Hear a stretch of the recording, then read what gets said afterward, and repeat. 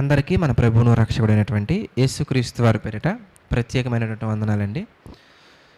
ప్రియులారా, మనం కొన్ని సందర్భాలలో ఆత్మీయంగా బలంగా ఉండటానికి చెడు ఆలోచనలను విసర్జించడానికి చాలా ప్రయత్నిస్తూ ఉంటాం.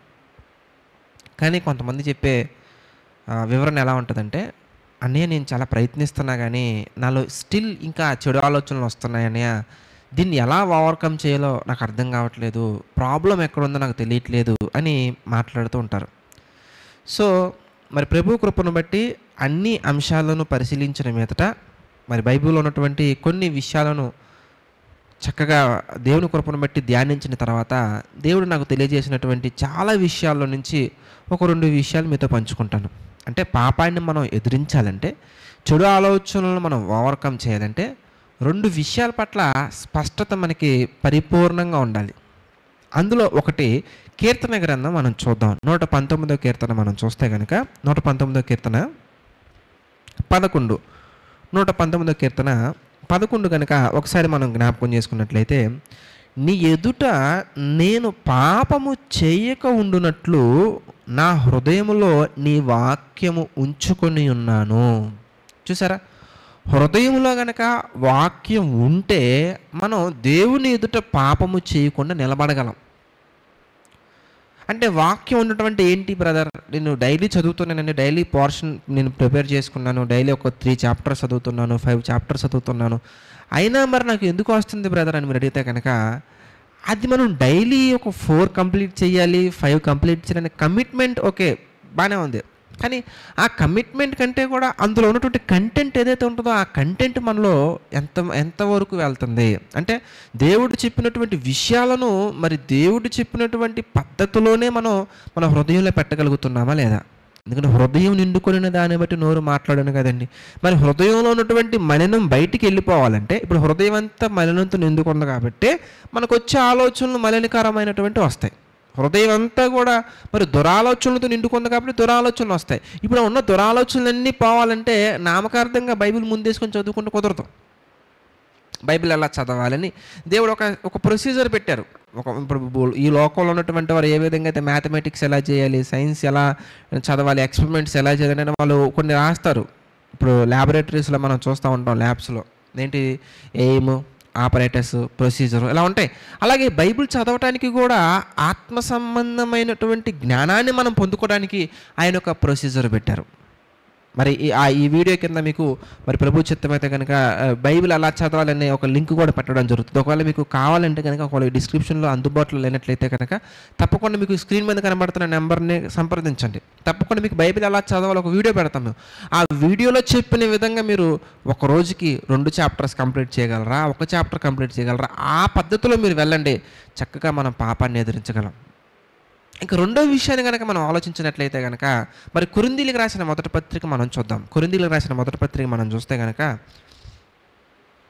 15వ అధ్యాయంలో 33వ వచనంలో మరొక మాట మనకు కనబడుతుంది. కొరింథీయులకు రాసిన మొదటి పత్రిక 15th చాప్టర్లో 33 మనం చూస్తే కనుక, మోసపోకుడి, దుష్ట సాంగత్యము మంచి నడవడిని చెరుపును.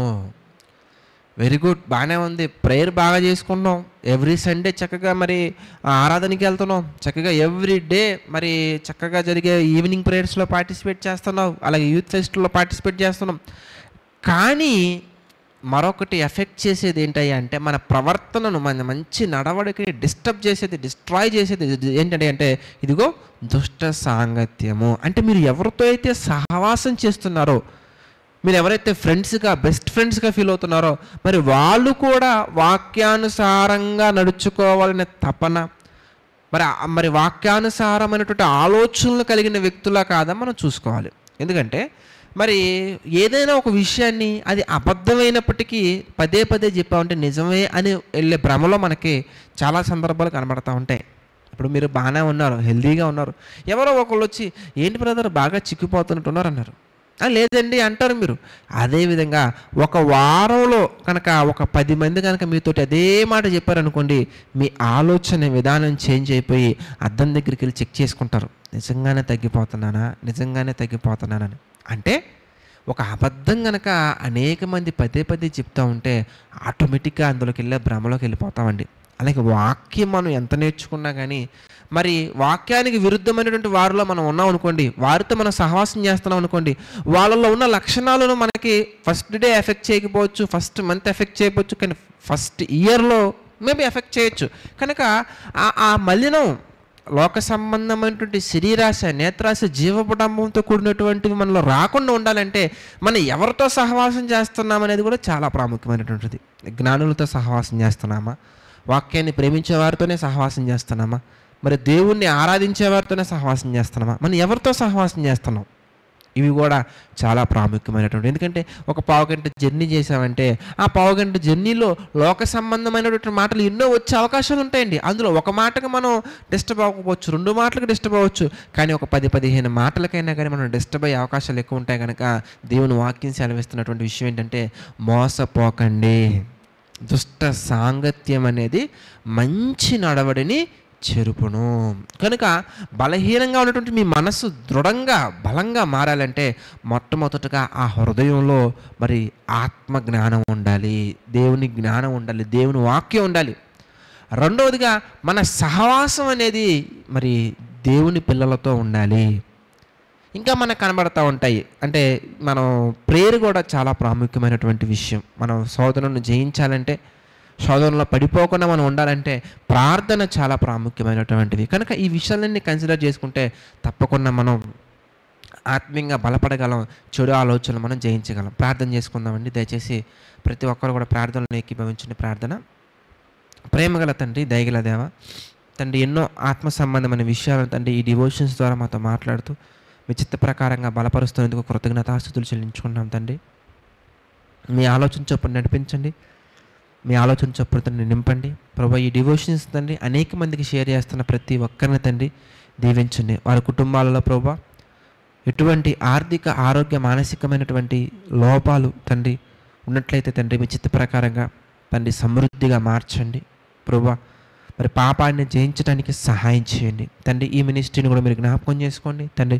దీనుడు నేను నన్ను నిలవబెట్టి ప్రభా మీ చిత్త ప్రకారం ఎన్నో కార్యక్రమాలు జరిగిస్తున్నందుకు కృతజ్ఞతాస్తుతులు చెల్లించుకున్నాం తండ్రి. మీ చిత్త ప్రకారం నడిపించండి, మీ చిత్త ప్రకారంగా బలపరచండి తండ్రి. ప్రతి ఒక్కరిని తండ్రి మరి మీ యొక్క ఆలోచన చొప్పున నింపమని సమస్త మహిమ, ఘనత, ప్రభావాలు మీకే చెల్లించుకుంటూ ప్రతిదీ మీ చిత్త ప్రకారంగా జరిగించమని, నడిపించమని వేడుకుంటూ మా ప్రభువును రక్షకుడైనటువంటి యేసుక్రీస్తు వారి పేరిట ఈ ప్రార్థన అడిగి వేడుకొంచున్నాం తండ్రి. ఆమేన్. అందరికీ వందనాలండి. God bless you all.